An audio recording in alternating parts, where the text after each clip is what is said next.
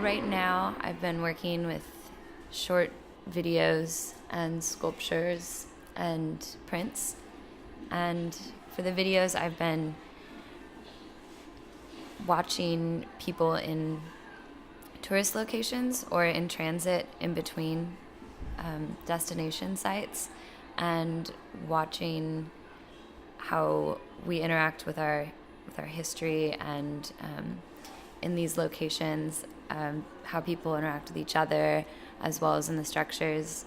In terms of the sculptures, I've been thinking a lot about how we commemorate and celebrate events and mark things that are important. So we have a banner and a pyramid and a set of light bulbs, and they're all taken from drawings of objects that have stuck out to me in terms of a memorial, whether it's a banner or a flag or a tattoo, and a pyramid and a monument. And then in terms of the lights, we have theatrical sets and traveling carnivals and things of that nature. So really kind of focusing on these daily encounters with things that represent really, really big, grand ideas and how we relate to those images. And they are three-dimensional objects that are made two-dimensional but then extended back with the second layer into a 3D object again. So they sort of have multiple dimensions going on, even though they still are sort of like flat signs almost. I think it's natural for what's around you or what you've been reading or watching or listening to pop out. It's a relatively new direction for my work, especially with painting them and such. That I haven't decided yet. I don't think. Yes.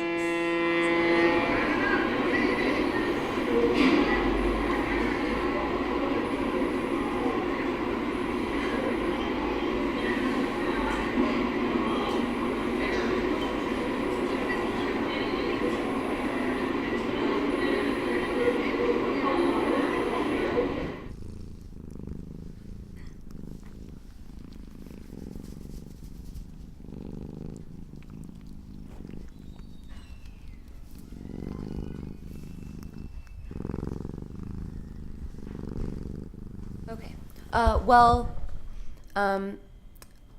This whole project started, I'm a big crossword puzzle person. I do crossword puzzles to fall asleep at night. And they're very appealing to me because they are a way of using language to escape the language of thoughts or the nuanced language of kind of everyday life, which is why they work to make me fall asleep at night. I was using those, I was addicted to them, and I was doing them every night. And I couldn't fall asleep if I didn't have one. And one day I kind of realized that I was doing this, and I asked myself what would happen if I did the opposite to crossword puzzle than what it wants me to do. So instead of answering the questions and filling in these boxes with the correct answer, which will create a concise whole, which I can then throw away and move on to the next one, what would happen if I made associations with clues, used other textual kind of tools such as symbols and images to annotate the clues and make it kind of a network of play and language rather than an escape from it. So from there I started using stickers as these, really easily play. It was more of a practical thing of like, I don't have to use glue, so I have a sticker, I can just place it. And then because of the nature of my personality, I felt the need to archive all of the stickers, digitize them, tag them, and eventually it became a database of clip art downloaded from the internet and uploaded from print sources.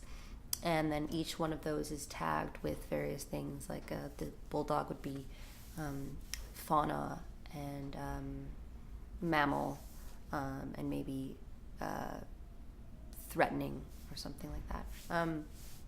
And so in that way, I don't have to decide that one image goes in the mammal folder or goes in the animal folder. It could be in both places at once with the use of the database. So from there, I was thinking about, cutting out all of these images by hand once I've printed them, and how absolutely grueling and time-consuming that would be. And someone told me about this machine, silhouette machine, which is normally used by kind of the crafters and scrapbookers.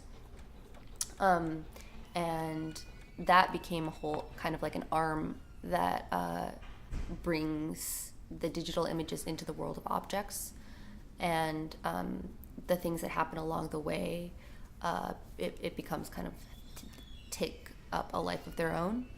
And so the crossword puzzle drawings, which aren't really done yet, are the kind of end product of all of this organizing work and categorizing and placing and processing information and images, and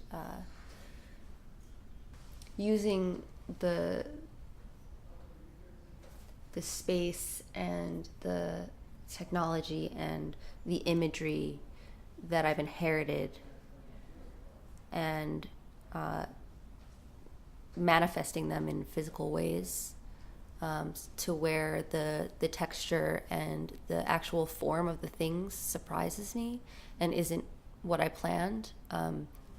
Imperfect part of myself and then the human and imperfect part of the machine kind of team up to create this like totally beautiful imperfect object, which supplements the drawings and informs them.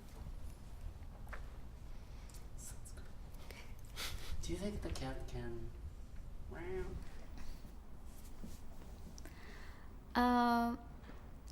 I read somewhere once Frida Kahlo said, I paint myself because I am the person I know the best.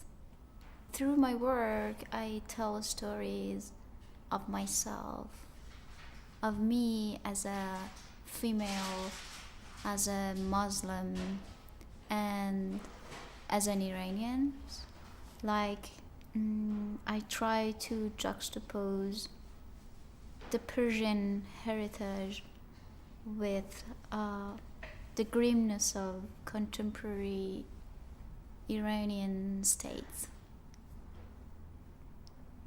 Though I try to not making my work easily accessible, because I think the topics that I'm talking about are not something that you can talk about it easily. So I try to make spaces that invite viewer to do something, to get involved with the piece, or try to step further to see the images, or to listen and hear the story.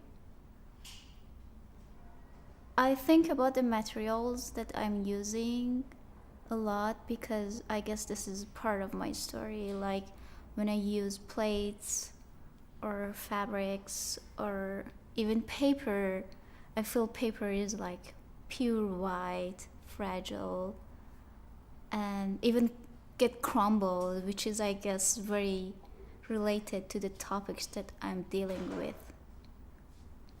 I have layered painting, drawing, layered installations.